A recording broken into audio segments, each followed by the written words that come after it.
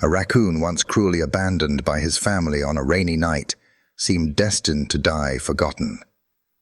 Yet fate opened a miraculous path. From a starving stray, Benny rose to become the savior of hundreds of lives. Join us on this touching and mischievous journey, where betrayal transformed into a miracle of redemption. The rain had a steady patience to it, the kind that soaks a road until the yellow lines look like they've been painted on glass. Out on a county stretch outside Columbus, an old minivan eased onto the shoulder, blinkers ticking like a metronome in the dark. The back door slid open with a strained groan. A small raccoon, damp and blinking, peered out from the shadows of a folded blanket.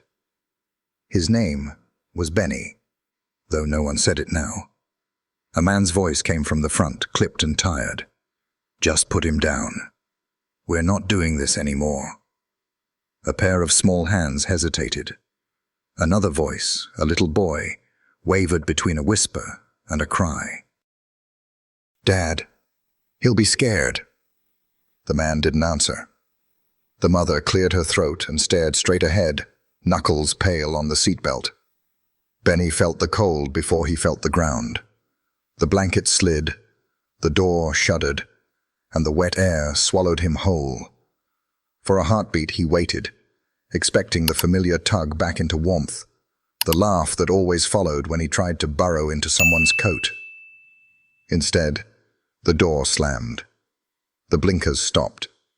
Red taillights smeared into the rain, then dwindled and disappeared around a gentle bend. He stood there, paws uncertain on the slick gravel, nose twitching at the smell of oil and wet earth. A tumble of fast food wrappers had fallen from the van. One split open, spilling a bruised French fry onto the shoulder. Benny sniffed it, snorted, and in the smallest act of stubborn hope, he tucked the fry under his paw as if saving a treasure, then looked down the road again. The night gave him back only the hush of rain and the distant hush of tires on a highway he did not know. Cars passed every few minutes, spraying mist, never slowing. Headlights brushed his eyes and moved on, the way a person glances at a stray thought and forgets it. Benny shuffled toward the ditch, where the cattails leaned, and the mud was soft. He tried to make a round bed the way he'd seen his own reflection do once on a living room rug, turning in careful circles. The ditch water lapped his fur. Everything smelled like metal and sky. He shivered and tried to tuck his ringed tail around his nose. A memory rose up without asking permission.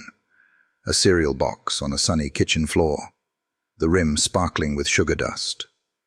Benny's head had disappeared inside it, his little paws drumming the cardboard, children laughing so hard they couldn't breathe. A woman's voice, gentle, amused. "You silly thing," as she lifted the box off and found those bright marble eyes. In that house, even the trash had smelled like a party. Here, the trash smelled like rain and stainless steel and leaving. He stepped out of the ditch to the road's edge, drawn by the low glimmer of something silver, a pull tab from a soda can. He patted it, and it skittered away with a delicate ring. Benny followed, tapping it again, the sound a tiny bell in the vastness, like a child's game played under a church roof. Then the wind shoved the rain sideways, and the game ended. He hunched low, ears flat, and waited for the weather to decide what to do with him. Another car slowed, just for a breath. A little face in a rear window, fogged by breath, pressed both hands to the glass. The boy.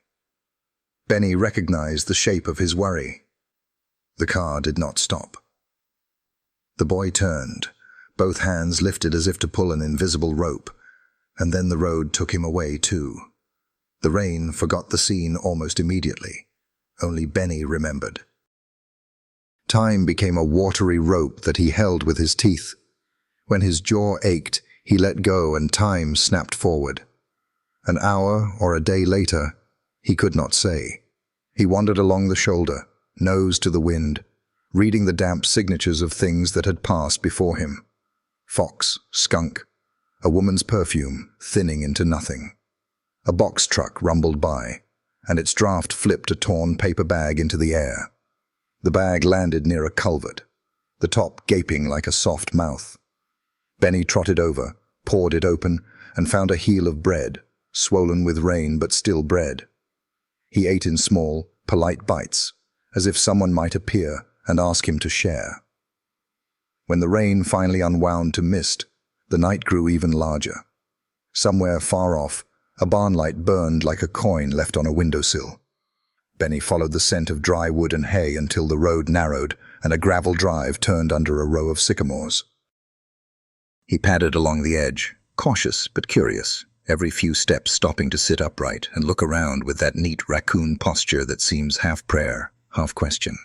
A shed leaned against the back of a farmhouse, roof patched with tin, door held by a loop of rope. Benny found a corner out of the wind and pressed himself into it. The old wood breathed a story of summer dust and gasoline. He could hear the house too, a refrigerator cycling, a television murmuring a game show audience that cheered at all the right times. He didn't know what to make of the comfort that came from those sounds, only that they smoothed the edge of his shiver. He dozed and woke and dozed again. In one brief dream, the van door slid open and a hand reached for him, and his heart lifted like a bird startled into the air. He woke to the creak of the rope and the shuffle of a boot, a flashlight beam stitched through the gaps in the boards, steady and unafraid. The door opened just enough for a man to look in. Broad-shouldered, grey at the temples, rain jacket zipped to the throat. He held the light low, the way someone does when they don't want to blind you. "Well now," he said, voice worn smooth by years of speaking softly in loud places. "What have we got here?" Benny froze, one paw resting on a flattened leaf. The man crouched slowly, the flashlight tilting, making a warm circle on the floor between them. He set down a small plastic container. The lid clicked. The rich, certain smell of chicken and rice traveled across the space like a promise. The raccoon's whiskers trembled. He took one step, then another. The man didn't move, except for his eyes, which were the color of wet bark, and focused on Benny's face, as if it were important. "Easy," he said, almost a breath. "Name's George."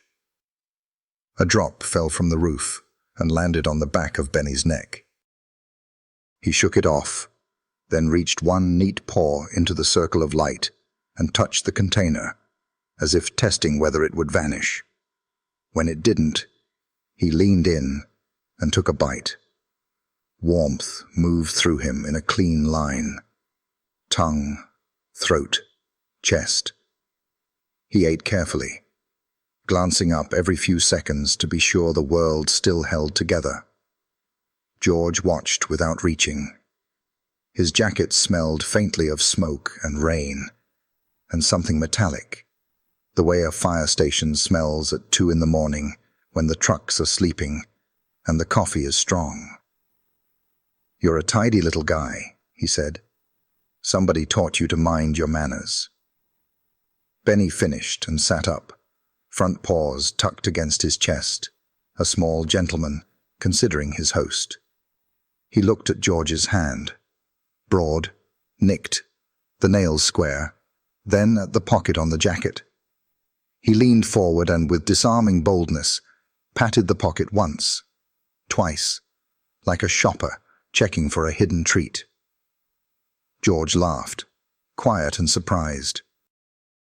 He reached into the pocket and brought out a crinkled wrapper. "Can't fool you, can I?" Inside was half a granola bar. Benny sniffed, then tilted his head toward George with a soft chuff, as if to say, "We could split it." They did. George broke it cleanly and set Benny's half back into the circle of light. "All right," he said, after a moment. "Storm's easing. You can shelter here if you want. Not much, but it's dry." He stood, bones complaining just a little, and tied the door loosely so that air could move and a small creature could come and go. Before he left, he turned the flashlight onto the floor and found the blanket the raccoon had dragged with him. He shook it out and laid it down like a square of dignity. Benny walked across it, circling once, twice, testing the corners. He lowered himself and felt, for the first time since the road, something like an answer rise under his ribs. The rain ticked softer. The television in the house laughed. A train horn called from somewhere even farther, the note long and low like a memory you can't quite name. He did not know that people could be many things at once, tired and kind, stern and careful, unable to keep a promise one day and willing to make a new one the next. He only knew that the dark had edges and he was inside them, and that somewhere nearby there was a man who smelled like smoke and safety. He tucked his tail along his side, a neat grey comma at the end of a sentence, and closed his eyes. Before sleep took him, the wind slipped under the eave and carried a scent he hadn't noticed earlier, antiseptic and lemon cleaner, and the thin, bright electricity of a place where people heal. A hospital, though that word lived far away from anything he could think. He raised his head and sniffed, not frightened this time, just curious, as if a tiny door had opened in the air. The rain finally stopped. The road outside shone like a ribbon that someone had smoothed with their hand. Benny's ears twitched once, twice, and then he slept, not knowing, no one ever does on the first night, that the very thing that had cast him aside would lead him to what he was made for. The first rays of morning pressed through the cracks of the shed, where Benny lay, curled on the old blanket George had shaken out for him. The smell of damp wood had become part of his fur. He opened his eyes to the quiet light, nose twitching, ears flicking, as though deciding if the night before had been real or just a dream brought on by hunger and exhaustion. The food had been real, the warmth of the blanket had been real, and the sound of George's voice, low, even and careful, had been real too. For the first time since the red taillights had vanished into the rain, Benny felt the edge of safety. But memory does not always sleep when the body does. It claws its way back, filling the air with pictures sharper than any smell. As he stretched, his mind stumbled into a different morning months before, when the world had been whole, and he was not just a raccoon on the roadside. He could see it, the Miller family's old two-story house with its peeling blue shutters and a porch that groaned in summer heat. Inside was a kitchen, always smelling of pancakes and dish soap. That was where Benny had once ruled his little kingdom. He remembered the cereal box on the floor, how his head had disappeared inside it, his paws drumming as he tried to scrape the last sweet dust from the corners. Laughter had burst around him. The children doubled over, one falling off a chair, their voices bright with affection. Someone had lifted the box away, and there had been clapping and kisses on his head. Back then, everything he touched seemed to belong to him. He would roll on laundry still warm from the dryer, tumble across couch cushions as if they were hills made just for him. On late afternoons, when the house smelled faintly of crayons and spaghetti sauce, he would curl into a ball on the rug, and the boy, Caleb, would stretch out beside him, drawing superheroes with messy crayons.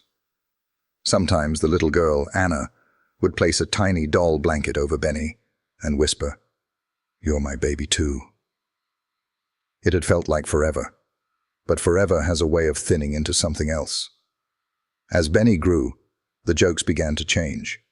He was clever, restless, and endlessly curious. What once had been called cute began to be called trouble. He opened the refrigerator with his nimble hands, dragging out apples, sometimes eggs that cracked on the tile. He pulled tissues from boxes, scattering them like confetti. At first, the children squealed with delight, chasing him through the halls. But soon, the laughter turned into scolding, and the scolding became shouting. One autumn evening, he climbed onto the dinner table, drawn by the roast chicken at its center.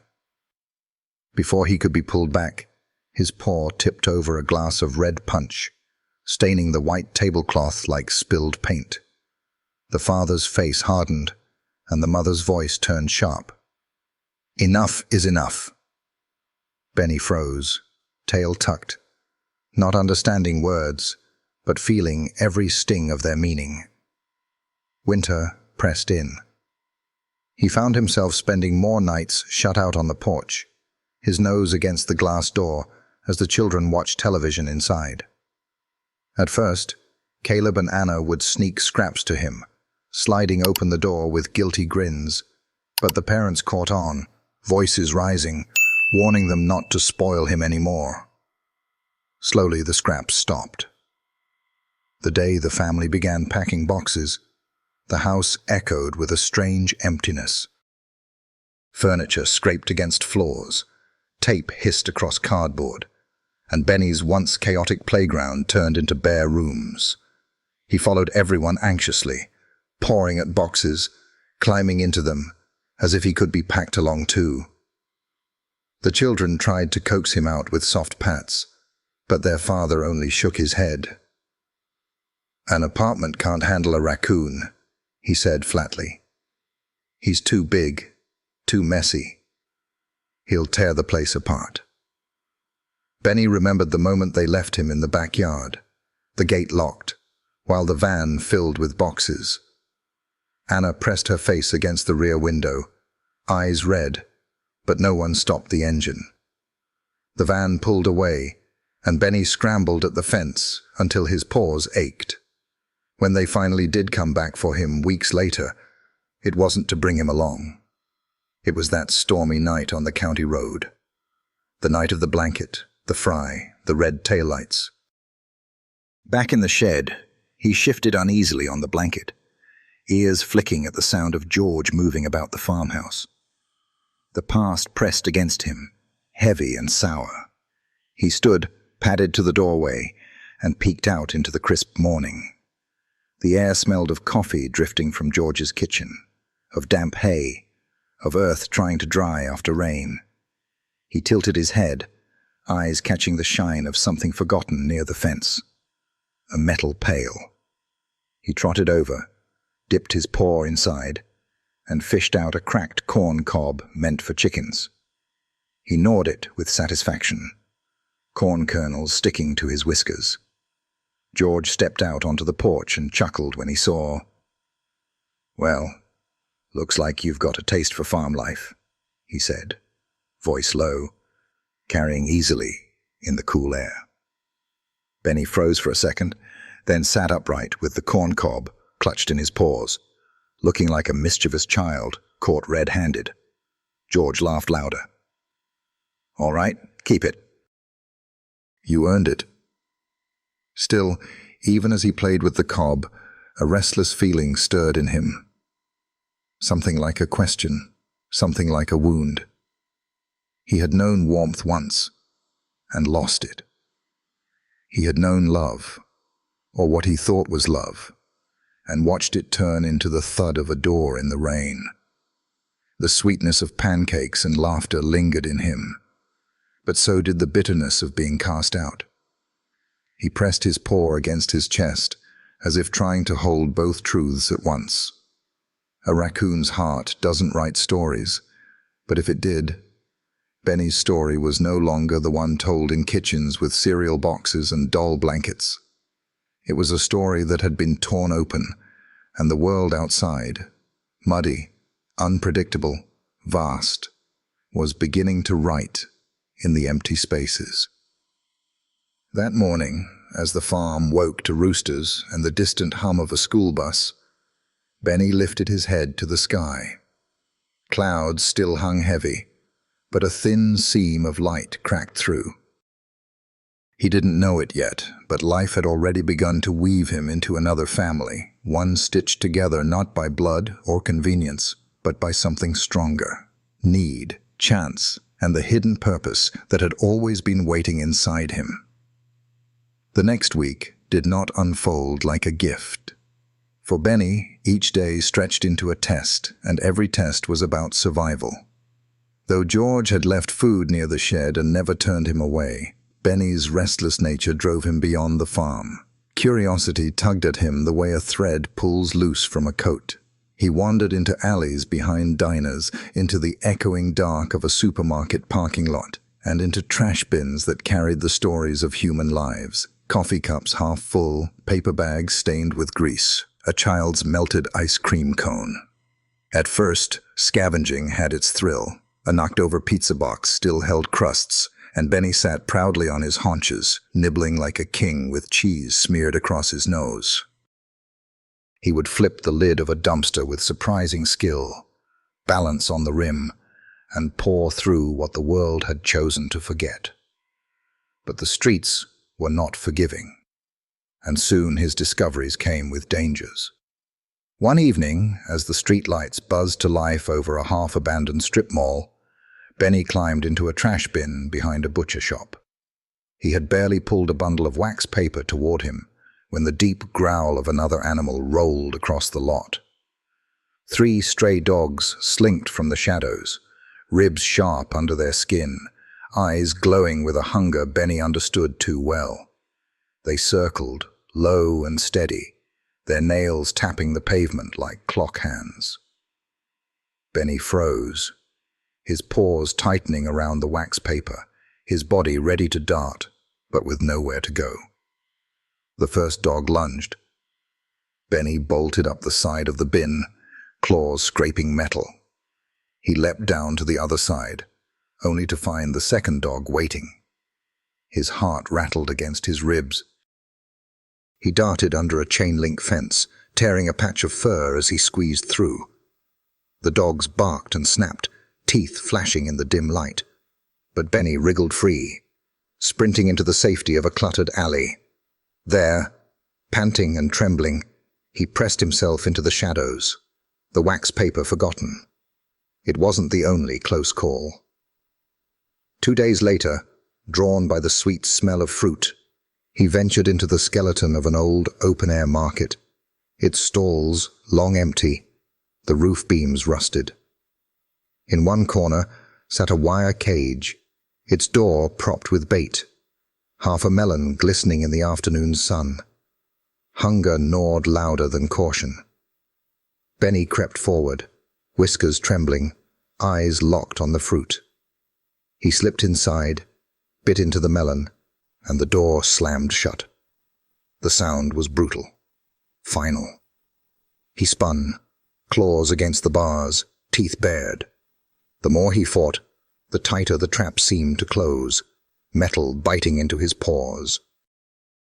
His cries echoed off the abandoned stalls, small and desperate. Hours passed.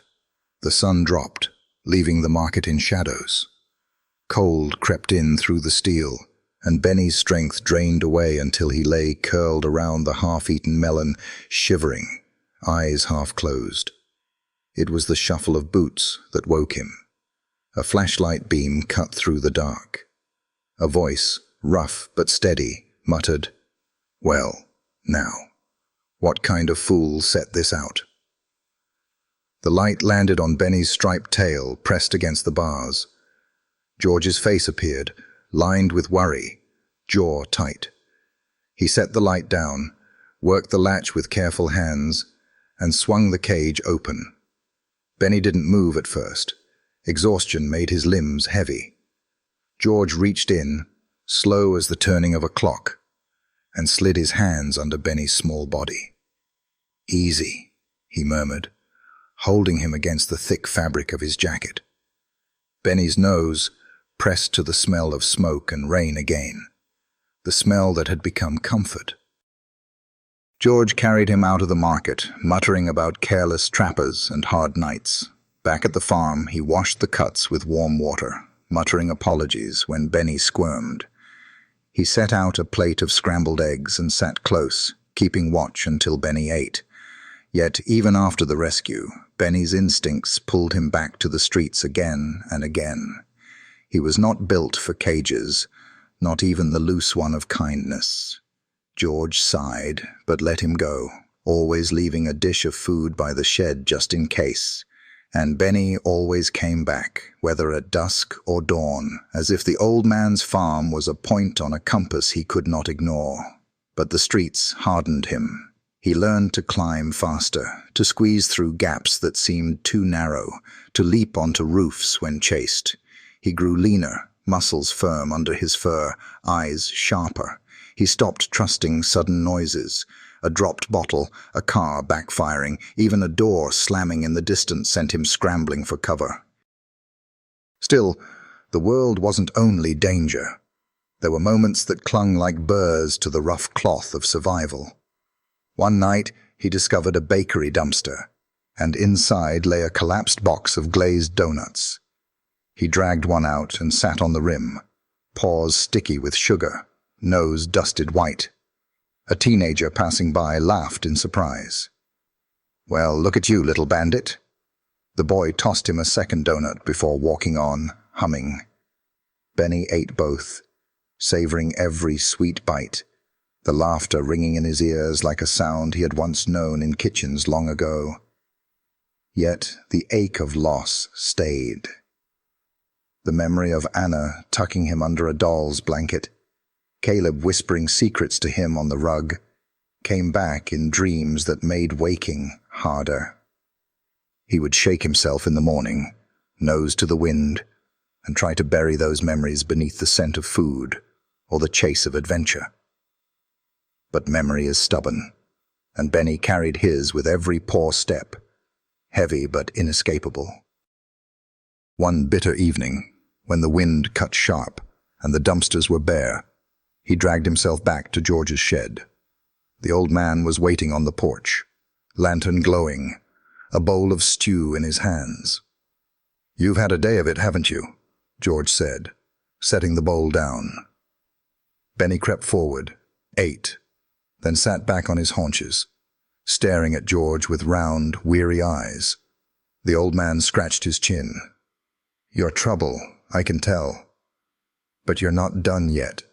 Not by a long shot." As if in answer, a sound drifted on the wind. Faint, distant, but strange. A bell chime, clean and sharp, followed by laughter that was not the raucous kind of bars or alleys, but light, hopeful. It came from the direction of town, from a place Benny had not yet dared to wander. The scent followed, antiseptic, soap, something almost metallic, but wrapped in lemon. He turned his head, ears lifting, and George noticed. "Hospital's that way," the old man muttered. "Lot of children there." He shook his head, as though brushing away a thought he didn't trust. But Benny kept staring into the distance, nose twitching, a curious pull beginning deep inside him. A pull stronger than hunger or fear.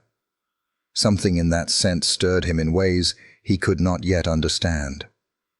The streets had taught him survival, had cut away his softness, had shown him cruelty. But now, somewhere beyond the alleys and dumpsters, another path seemed to beckon. A path that would take him not away from his wounds, but through them, towards something greater than even his clever raccoon heart could imagine. That night, Benny curled once more into George's blanket. The cuts on his paws ached.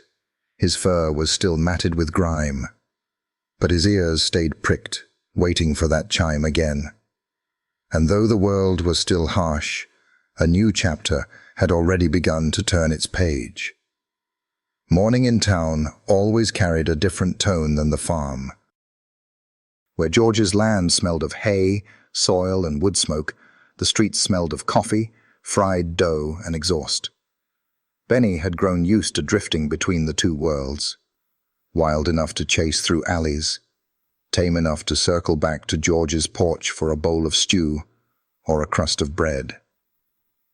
But something new had lodged in him.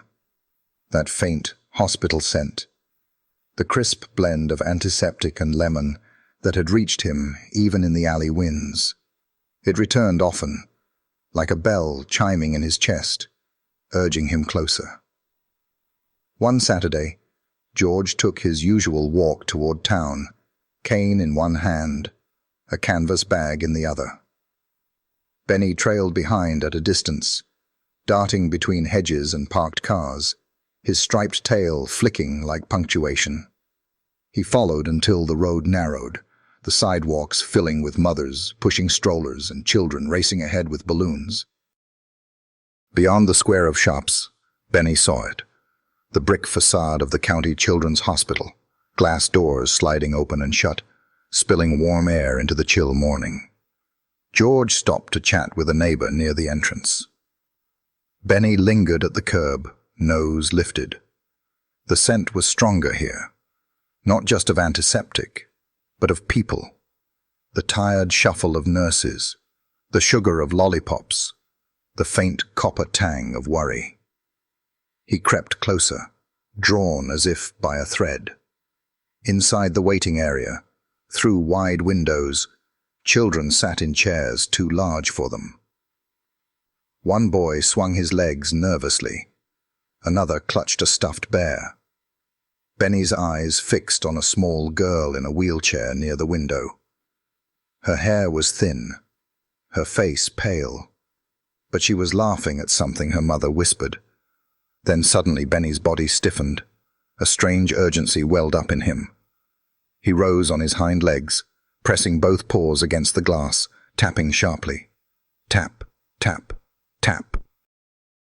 His masked face peered in, whiskers twitching, eyes bright with intensity. The girl turned, startled at first, then smiled.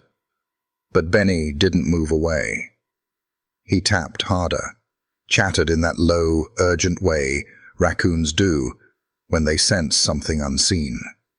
Inside, the nurses frowned, unsure if the animal was a nuisance or a distraction. One guard started toward the door. George saw it all. "Leave him a moment," he said, raising his voice. "That little fellow's trying to tell you something." The guard hesitated, confused.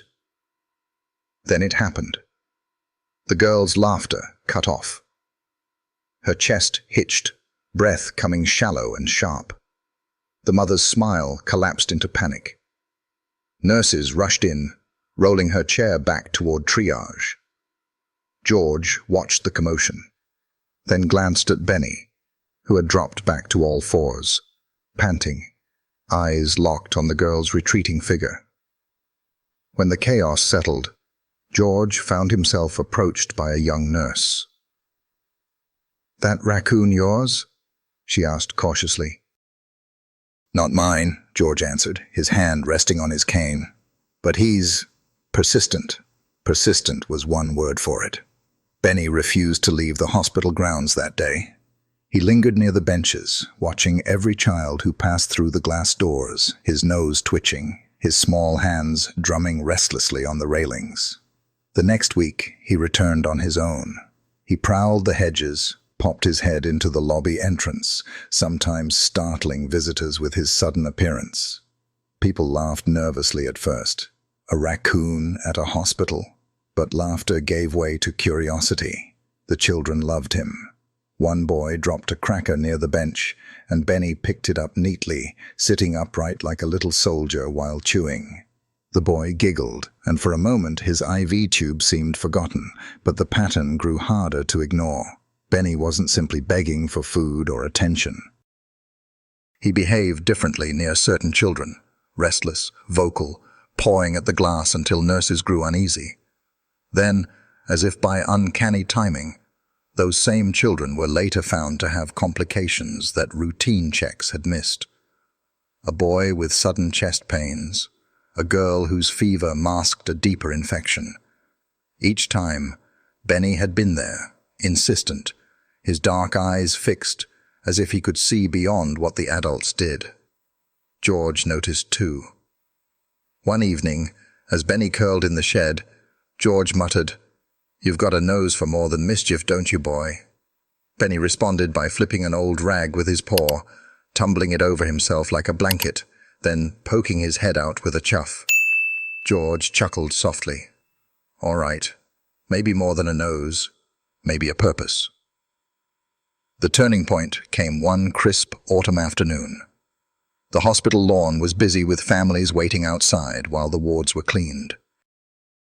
A young girl named Sophie sat in her chair, bundled in a pink sweater, her mother reading beside her.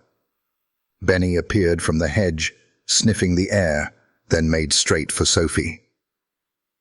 He climbed the bench, sat upright, and began pawing insistently at her lap, making small sounds that were neither growls nor squeaks, but somewhere in between. The mother startled, ready to shoo him away. But Sophie giggled, reaching to touch his ears. At that moment, her face paled and her breath caught. Alarmed, the mother shouted. Staff rushed forward. Doctors found her oxygen saturation dropping, her chest tight with an attack they hadn't predicted. She was treated within minutes. The attending physician later admitted, "If it hadn't been caught so fast, this could have gone very wrong." People began talking. The raccoon wasn't just a curiosity. He was warning them. Benny's reputation grew in whispers first, then in firm voices. "That little bandit saved my daughter. He knew something was wrong before we did." Dr. Susan Miller, a pediatrician new to the hospital, decided to pay closer attention.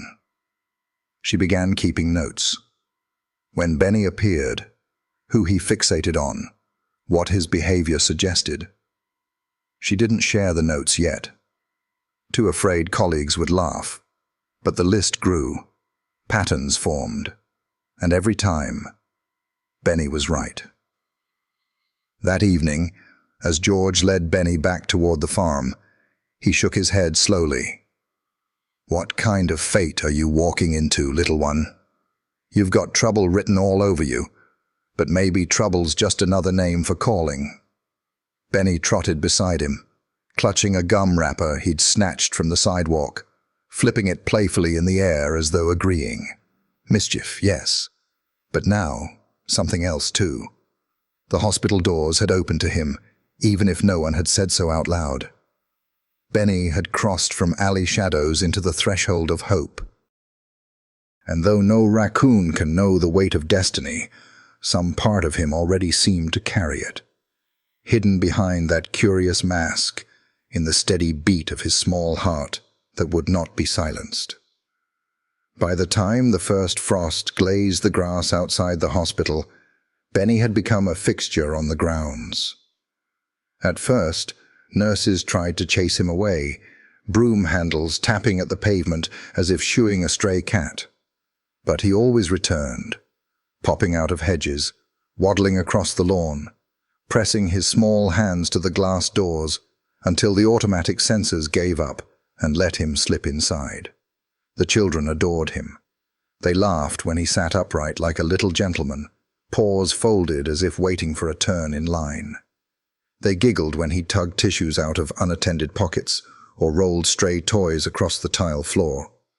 Mischief trailed him like a shadow, but so did something deeper. Dr. Susan Miller was the first to take him seriously. She was young, her long hours softened by a quiet stubbornness. She began to notice that Benny was never random. He lingered by certain beds, circled certain wheelchairs, grew restless in the presence of some children, and perfectly calm with others. At first, she chalked it up to coincidence, but her instincts told her otherwise. She began jotting observations in a small notebook she carried. Day 1. Raccoon vocal near Emma, age 5, undiagnosed murmur found later. Day 4. Agitation near Jason, fever spiked that evening. Day 6. Fixated on twin in room 214, scans revealed early infection. The pattern was impossible to ignore. The nurses had their own stories. One swore Benny had tugged at her scrubs until she checked on a boy who was turning pale. Another found him perched on the edge of a bed, eyes locked on a girl whose tests had all come back normal, until further scans revealed a problem deeper inside. Word spread quietly through the halls. The raccoon wasn't just a distraction. He was a warning bell. Not everyone believed. Some staff rolled their eyes. He's a wild animal, they said. You're reading meaning where there isn't any. One janitor insisted Benny just liked the smell of the kids' snacks. But even he admitted uneasily that the little bandit always showed up when trouble was brewing. One afternoon, Benny made himself impossible to ignore. The playroom on the second floor was full of toys, crayons, and the kind of forced cheer hospitals use to disguise fear. A girl named Emma sat drawing on a piece of paper, her cheeks flushed, her breathing fast. Benny slipped through the open door, startling the volunteers. Before anyone could stop him, he padded straight to Emma, sat down, and began tapping his paw against her leg. Tap, tap, tap. He tilted his head, chattered insistently, then stood on his hind legs and pressed his nose to her chest. The volunteers gasped, ready to scoop him out. But Susan entered at that moment. She saw the scene, the child, the raccoon, the urgency, and made a decision that silenced the room. Check her heart, she ordered. The nurses blinked. Now. They wheeled Emma for scans, muttering disbelief. Within an hour, they had an answer, a congenital defect they had missed, one that could have ended far more tragically if left untreated. When the news came back, the room fell into a hush. The volunteers stared at Benny, still perched politely on the playroom rug, as if waiting for someone to finally listen. Doctor. Susan crouched beside him, her hand resting near his paw but not quite touching. You knew, didn't you? She whispered. Benny sniffed her sleeve, then promptly tugged a pen from her pocket and rolled it away, eyes gleaming. Mischief and miracle, bound together. That was the day people started calling him Dr. Benny. At first it was a joke whispered in the break room, but soon it carried weight. Parents began asking if Benny could stop by their children's rooms. Staff quietly adjusted their rounds when he showed unusual behavior. And Dr. Susan's notebook filled with more entries, more proof that what was happening couldn't be written off as coincidence. George noticed the change, too.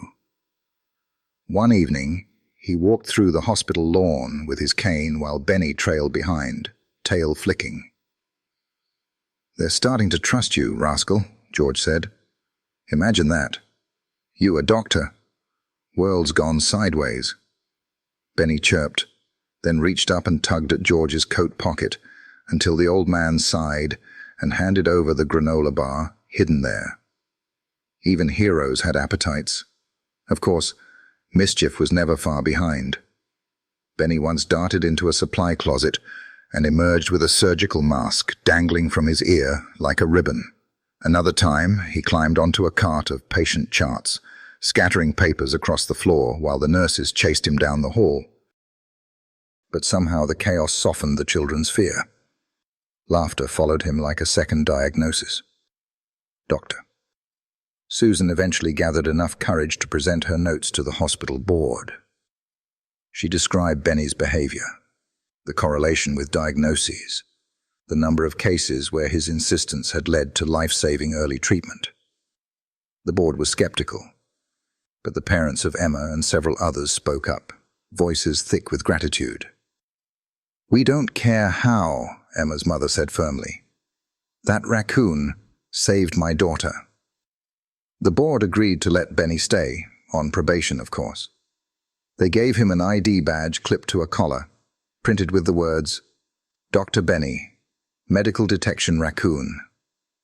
Staff chuckled when they saw it, but the laughter carried relief instead of ridicule. A wild raccoon had become part of the hospital team. That night, as George watched Benny sleep in the shed, he shook his head in wonder. You were left for dead on a rainy road, and now they call you doctor. Life's got a strange way of making sense. Benny twitched in his sleep, dreaming of something only he could sense. Perhaps the pull of another child's need. Mischief might always be his nature, but destiny had chosen a larger role for him. And beyond the playful tricks, beyond the sticky paws and stolen snacks, Benny's true work was only beginning. Winter came down hard that year, pressing frost against the hospital windows and laying snow heavy across the town. Inside, though, the children's ward glowed with strings of paper snowflakes and the laughter of nurses trying to make the season brighter. Benny had become part of the rhythm of those halls. He knew the quiet squeak of the elevator doors, the way the night staff whistled when they were tired, the soft cries of children trying to be brave.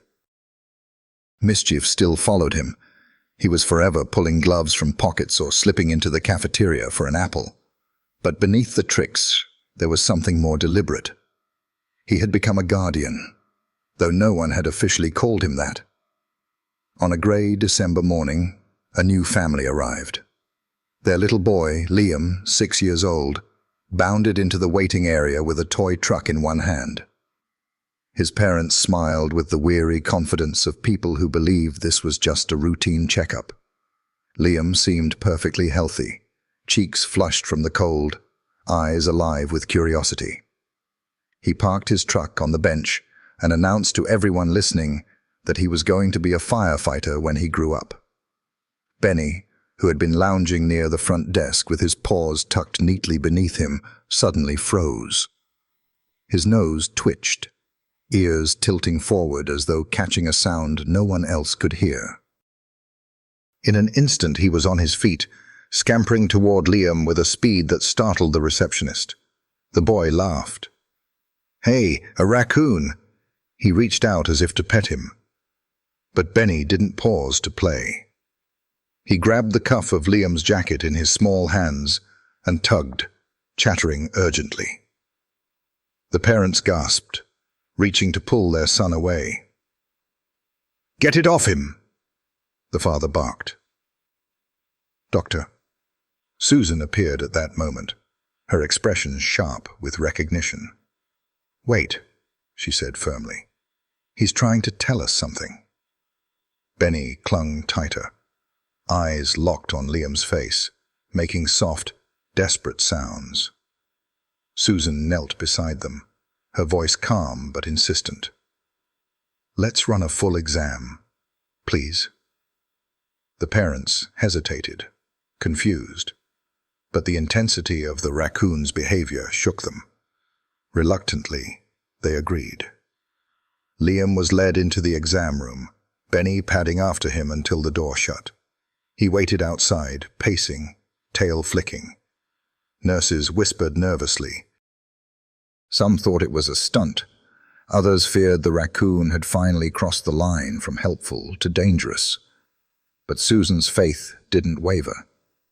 The tests took hours. At first, everything looked normal. Heart steady, lungs clear. But Susan pushed for deeper scans, insisting they check what the surface could not show. When the results came back, the room fell silent. Liam had an aneurysm in his brain, small but poised like a time bomb. It could rupture at any moment. The doctors moved quickly. Emergency surgery was scheduled that very evening. The parents, pale with shock, sat in the waiting area while Liam was prepped. Benny remained outside the operating wing, paws pressed to the floor as though anchoring himself.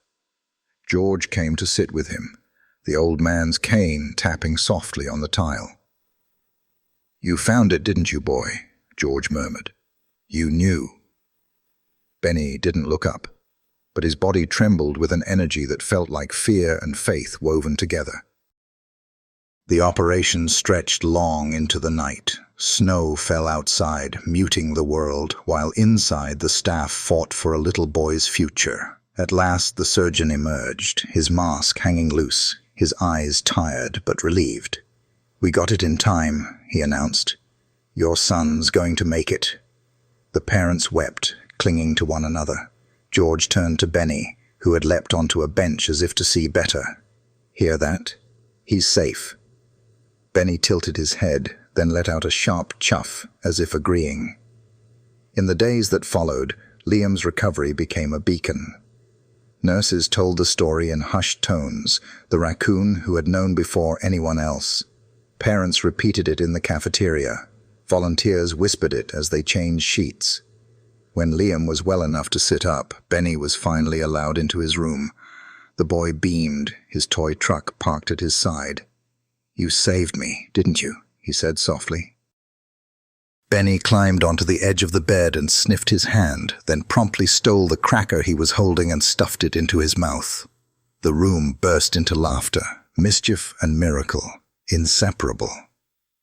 "Doctor." Susan watched from the doorway, her notebook forgotten in her pocket. She had believed before, but now there was no question. What Benny carried inside him was more than instinct, more than chance. It was a gift, a calling. That evening, the hospital staff gathered in the lounge. For once, no one argued. "We can't deny it anymore," one nurse said. "He's part of this place." Another added, "Call him what you want. Mascot, miracle, doctor. But we need him." They agreed to make it official. Benny wasn't just tolerated, he was welcomed. His badge, once a joke, now felt like truth. George shook his head when he heard, "From a rainy ditch to saving lives. If your old family could see you now." His voice trailed off, heavy with meaning. Benny, uninterested in sentiment, had already climbed onto the coffee table and was trying to pry open a candy jar. The nurses laughed, chasing him gently away. But beneath the laughter was awe. Liam's life had been saved, and everyone knew why. Benny's story had crossed another threshold. He was no longer just the raccoon who hung around the hospital. He was the one who saw what others could not, the one who refused to let go until someone listened. Outside, snow glittered under the streetlights, each flake catching the glow like a secret. Inside, Benny curled at the foot of Liam's bed, tail wrapped neatly around him, eyes half closed but alert. Mischief would always be his nature. But that night, in the hush of the ward, he was something more. A miracle with fur and paws, a doctor without a degree, a guardian who had chosen his family at last. By the time spring washed the ice from the sidewalks and the first tulips bloomed near the hospital steps, Benny had become a living legend. His picture appeared in the local paper, a raccoon sitting upright with an ID badge clipped to his collar, captioned, "Dr. Benny." Parents clipped the article and taped it above their children's hospital beds.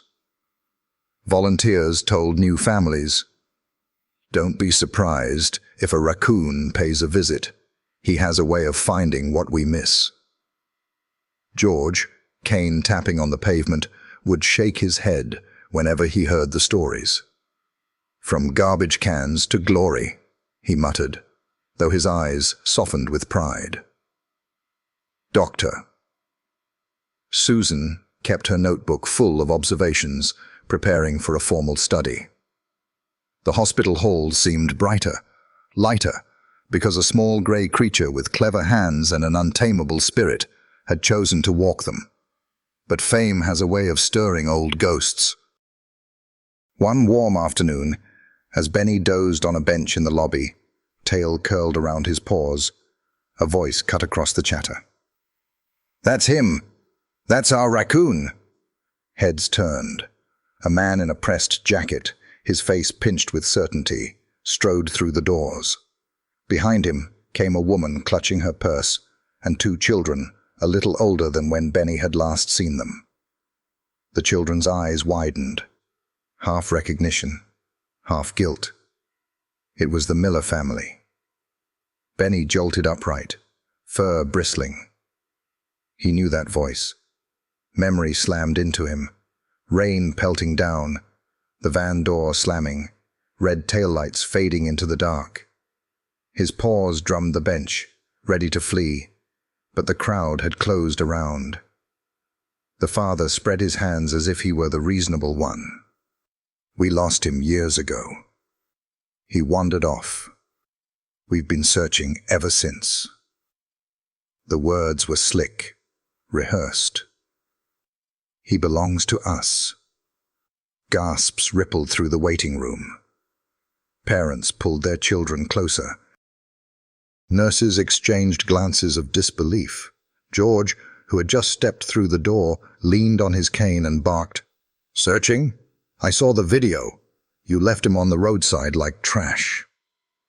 The room stilled. The younger of the two Miller children bit his lip, eyes glassy. "Dad," he whispered. But the father pressed on, voice rising. "This animal is ours. You can't just keep him in a hospital like a pet."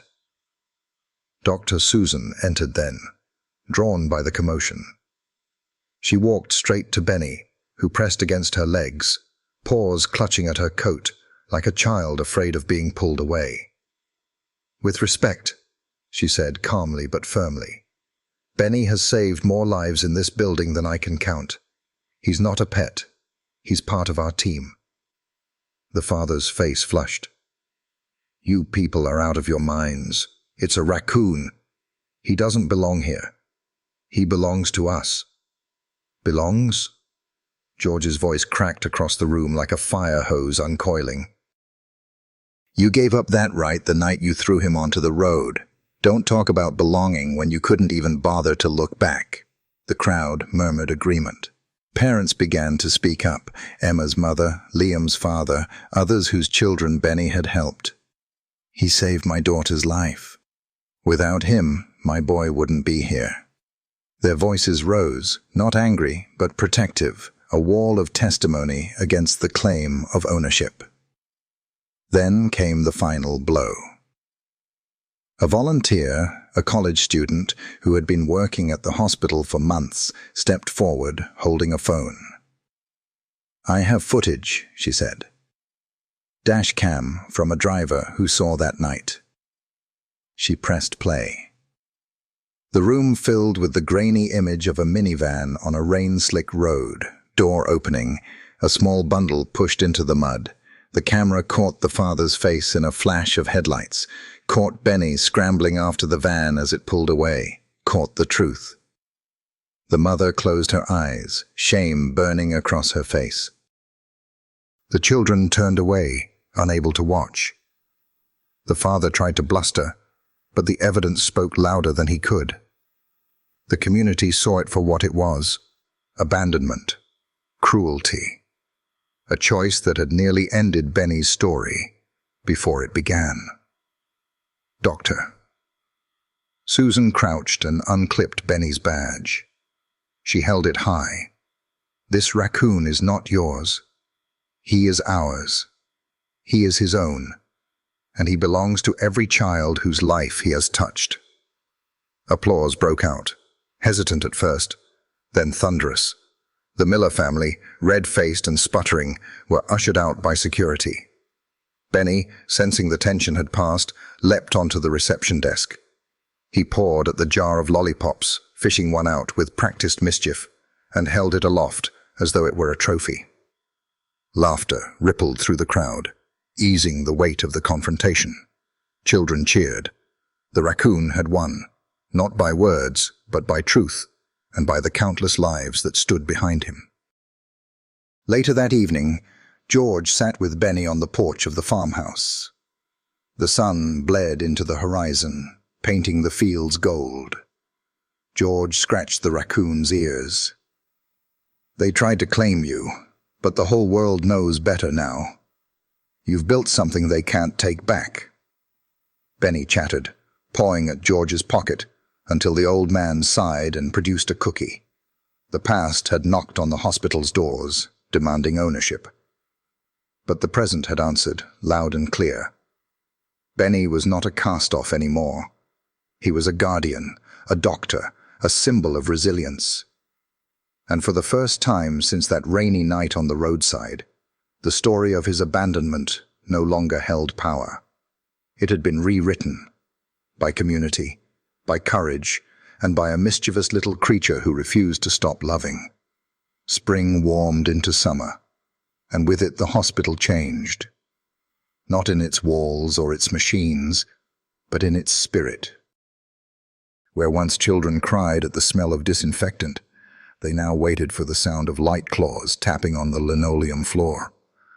Where once parents stared hollow-eyed at closed doors, they now smiled when a small, striped tail flicked by, carrying hope like a lantern. Benny had become more than a visitor. He was part of the place, stitched into its fabric with every soft paw step. Each morning, George would walk him up to the front steps, Cane tapping the rhythm of old bones, Benny trotting at his side. The sliding doors opened with a sigh, and staff greeted him as if he were another doctor clocking in for rounds. A bulletin board in the lobby displayed photos of children with Benny perched at their bedsides, his paws folded neatly, his dark eyes steady. Across the top, someone had written in bright marker, "Our Dr. Benny." His days had a rhythm now. He padded along the corridors with Dr. Susan, stopping suddenly when his nose twitched, his body stiff with that strange urgency.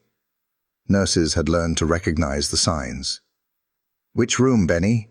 they'd ask, and sure enough, his insistence would lead them to a child in need, sometimes a hidden infection, sometimes a complication just beginning to stir. His accuracy was uncanny. Doctors who once rolled their eyes now checked twice when he chattered at a doorway. But Benny's work was not only in diagnoses. He became a comfort, a clown, and a companion. During chemotherapy sessions, he hopped onto chairs, tugging at shoelaces until children laughed. He rolled balls of paper down the hall for toddlers too weak to stand, letting them toss the crumpled toy back to him from their beds. He stole tissues from boxes only to drop them into waiting hands like a magician delivering a trick. Mischief never left him. It was in his nature. But it was mischief transformed, a balm instead of a burden. One afternoon, as sunlight poured through the tall windows of the atrium, the hospital hosted a ceremony. Staff, patients, and families gathered, filling the space with wheelchairs, crutches, and the quiet hum of anticipation. The head of the hospital stepped to a podium, holding a small velvet box. "Today," she said, "we honor not just an animal, but a member of our family. Dr. Benny has saved lives, lifted spirits, and reminded us all of resilience." She opened the box to reveal a medal, small but gleaming, engraved with a raccoon silhouette, and the words, "Guardian of Hope." The ribbon was slipped around Benny's neck, resting beside his ID badge. Applause thundered through the atrium. Children clapped, parents wept, nurses whistled. Benny, unfazed, pawed at the ribbon and tried to chew the edge. Laughter broke out, rolling like music, and the moment became even more unforgettable. That night, after the ceremony, Benny wandered through the quiet hospital halls. The rooms were dim, the machines pulsing softly. He slipped into Liam's room, where the boy slept peacefully, toy fire truck clutched to his chest. Benny climbed onto the foot of the bed, curled into a ball, and rested there, his tail tucked neatly, eyes half closed. Liam stirred, murmured something about a hero, and smiled in his sleep. Outside, the town had heard the story. Newspapers ran headlines. Raccoon doctor saves dozens. Local television replayed footage of him in the atrium, medal shining. Strangers visited the hospital just to catch a glimpse of him. But to those who knew him best, he was not a headline. He was the mischievous creature who still tried to pry open candy jars in the nurse's lounge, who still tugged at George's coat pocket until a granola bar appeared, who still flipped over wastebaskets for the fun of it. He was himself, unpolished, untamed, yet full of purpose. One evening, George sat on the farmhouse porch with Benny at his feet. The fields glowed gold, cicadas singing their endless hymn. George sipped his coffee and shook his head. "Funny thing," he said softly. "They threw you away because you were trouble. And here you are. Still trouble, but the kind the world can't live without." Benny looked up, chattered, then promptly reached for the cookie jar beside George's chair, prying the lid until it rattled. The old man laughed, deep and warm. "Never change, boy." Back at the hospital, Benny's photo hung in the lobby now, framed and official, beneath the words, "In honor of our living symbol of hope." He didn't understand the words, but he understood the way children's faces lit up when they saw him. He understood the comfort of George's steady hand, the calm of Susan's voice, the love that replaced the loss of that long-ago rainy night. The story of his abandonment no longer defined him. It had become the first chapter of a greater tale, a tale of survival, mischief, and miracles. Benny had transformed his pain into purpose, his exile into belonging, his curiosity into a gift that saved lives. On quiet nights, when the hospital hummed like a sleeping city, Benny would sit by the tall windows, metal glinting in the dim light, eyes scanning the horizon. Beyond the glass, the world stretched wide and uncertain. But inside, he had found his place.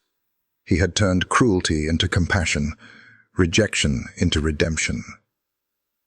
And so the little raccoon with the bandit's mask lived on, not as an outcast, not as a stray, but as Dr. Benny, the mischievous healer, the living symbol of a truth as old as time, that even what the world throws away can become its brightest hope.